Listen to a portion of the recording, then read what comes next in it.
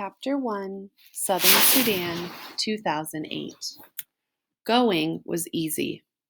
Going, the big plastic container held only air. Tall for her 11 years, Naya could switch the handle from one hand to the other, swing the container by her side, or cradle it in both arms. She could even drag it behind her, bumping it against the ground and raising a tiny cloud of dust with each step. There was little weight going. There was only heat, the sun already baking the air. Even though it was long before noon, it would take her half the morning if she didn't stop on the way. Heat, time, and thorns. Southern Sudan, 1985. Salva sat cross-legged on the bench. He kept his head turned toward the front, hands folded, back perfectly straight. Everything about him was paying attention to the teacher. Everything except his eyes and his mind. His eyes kept flicking toward the window, through which he could see the road home. Just a little while longer, a few minutes more, and he would be walking on that road. The teacher droned on with the lesson about the Arabic language. Salva spoke the language of his Dinka tribe at home, but in school he learned Arabic, the official language of the Sudanese government far away. To the north. 11 years old on his last birthday, Salva was a good student. He already knew the lesson, which was why he was letting his mind wander down the road ahead of his body. Salva was well aware of how lucky he was to be able to go to school. He could not attend the entire year because during the dry season, his family moved away from their village. But during the rainy season, he could walk to the school, which was only half an hour from his home. Salva's father was a successful man. He owned many head of cattle and worked as their village's judge, an honored, respected position. Salva had 3 brothers and 2 sisters. As each boy reached the age of about 10 years, he was sent off to school. Salva's older brothers, Arik and Ring, had gone to school before him. Last year, it had been Salva's turn. His 2 sisters, Akit and Agneth, did not go to school. Like the other girls in the village, they stayed home and learned from their mother how to keep house. Most of the time, Salva was glad to be able to go to school, but some days he wished he were still back at home herding cattle. He and his brothers, along with the sons of his father's other wives, would walk with the herds to the water holes where there was good grazing. Their responsibilities depended on how old they were. Salva's younger brother, Kual, was taking care of just 1 cow, like his brothers before him.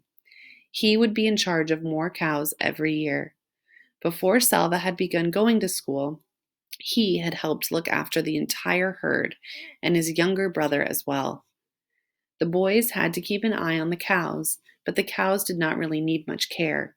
That left plenty of time to play. Salva and the other boys made cows out of clay. The more cows you made, the richer you were. But they had to be fine, healthy animals. It took time to make a lump of clay look like a good cow. The boys would challenge each other to see who could make the most and best cows. Other times, they would practice with their bows and arrows, shooting at small animals or birds. They weren't very good at this yet, but once in a while, they got lucky. Those were the best days, when one of them managed to kill a ground squirrel or a rabbit, a guinea hen or a grouse. The boys' aimless play halted, and there was suddenly a lot of work to do. Some of them gathered wood to build a fire. Others helped clean and dress the animal. Then they roasted it on the fire. None of this took place quietly. Salva had his own opinion of how the fire should be built and how long the meat needed to cook, and so did each of the others. The fire needs to be bigger. It won't last long enough. We need more wood. No, it's big enough already. Quick, turn it over before it's ruined. The juices dripped and sizzled. A delicious smell filled the air. Finally, they couldn't wait 1 second longer. There was only enough for each boy to have a few bites, but oh, how delicious those bites were. Salva swallowed and turned his eyes back toward the teacher. He wished he hadn't recalled those times, because the memories made him hungry. Milk.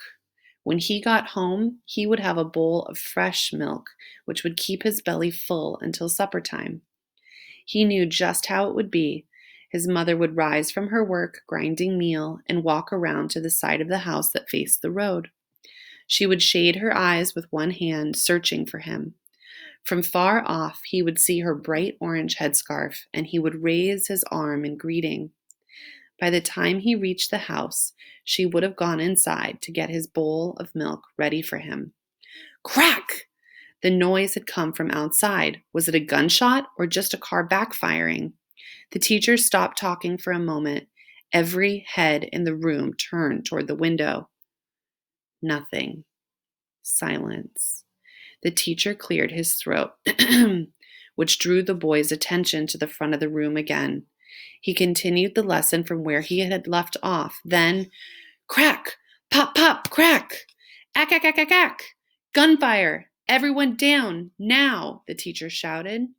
Some of the boys moved at once, ducking their heads and hunching over. Others sat frozen, their eyes and mouths open wide. Salva covered his head with his hands and looked from side to side in panic. The teacher edged his way along the wall to the window. He took a quick peek outside. The gunfire had stopped, but now people were shouting and running. Go quickly, all of you, the teacher said, his voice low and urgent. Into the bush, do you hear me? Not home. Don't run home. They will be going into the villages. Stay away from the villages. Run into the bush. He went to the door and looked out again. Go! All of you, now! The war had started 2 years earlier. Salva did not understand much about it, but he knew that rebels from the southern part of Sudan, where he and his family lived, were fighting against the government, which was based in the north. Most of the people who lived in the north were Muslim, and the government wanted all of Sudan to become a Muslim country, a place where the beliefs of Islam were followed. But the people in the south were of different religions and did not want to be forced to practice Islam. They began fighting for independence from the north. The fighting was scattered all around southern Sudan, and now the war had come to where Salva lived. The boys scrambled to their feet. Some of them were crying. The teacher began hurrying the students out the door. Salva was near the end of the line. He felt his heart beating so hard that its pulse pounded in his throat and ears. He wanted to shout, I need to go home. I must go home. But the words were blocked by the wild thumping in his throat. When he got to the door, he looked out.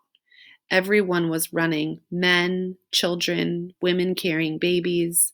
The air was full of dust that had been kicked up by all those running feet. Some of the men were shouting and waving guns. Salva saw all of this with one glance. Then he was running too, running as hard as he could into the bush, away from home.